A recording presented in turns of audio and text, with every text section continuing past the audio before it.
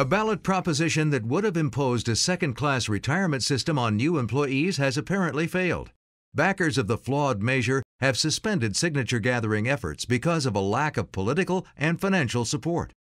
The field is set for the race for governor in California. Attorney General Jerry Brown announced his candidacy this past week for the Democratic nomination.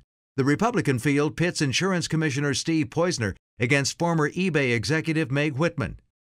Modesto fire engineer James Adams is finally home from the hospital 2 months after falling through a ceiling during a New Year's structure fire. California's labor community came together at the state capitol this week. Their mission, fight to protect middle-class families devastated by the Great Recession. As part of its 2010 legislative conference, the California Labor Federation brought lawmakers face-to-face with union workers from 19 regional central labor councils. So we've got firefighters here, we've got healthcare workers, we've got construction workers, we've got retail clerks, store workers here. There's really a strength to having all these folks come together. Preserving a strong labor voice in Sacramento is critical to building and keeping a strong middle class.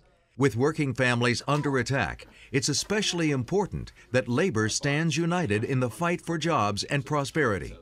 Those that have everything, i.e. money, power, and influence, have convinced those that have little or nothing that those that have a little bit are the cause of all their problems and woes. Until we're at the same table talking together and fighting for each other, that will continue. We need to fight that fight.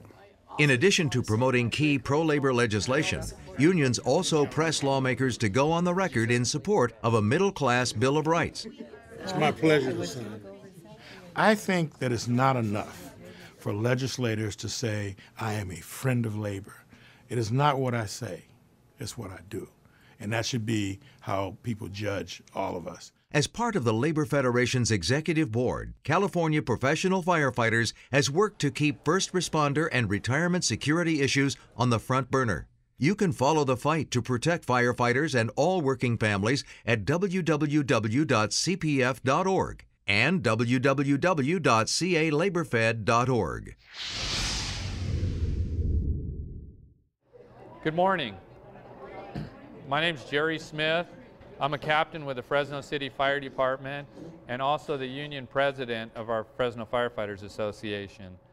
We see that over 12,000 elderly individuals on average per year, according to the National Fire Protection Agency, are killed or injured due to fire-related incidents.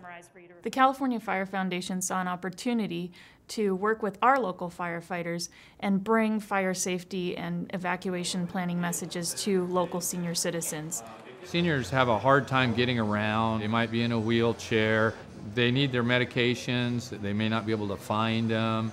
They're just at a greater risk because of the obstacles that they deal with every day. When we developed the Firefighters on Your Side program, we knew that we had 30,000 firefighters that spoke different languages, came from different cultures, and lived in different areas of California. And they can bring public safety messages into their own communities better than anybody else. Jerry Smith, president of Fresno Firefighters, and I worked together on setting up an initial visit to a senior center in Fresno. The workshop that we did, we provided them with a handout that listed all of these things that we're talking about, listed about how to put together a kit. What you need in this evacuation kit, one, is water. The Fire Foundation created brochures with magnets so that elderly individuals could fill out their contact list, their medication list, and hang it right on their refrigerator. We also developed 30-second public service announcements that could be aired as earned media on cable channels and networks in local communities. And designate a neighbor who can assist you in case of an emergency. We want you to be ready when disaster strikes. We know that nothing replaces face-to-face interaction, especially in the elderly population.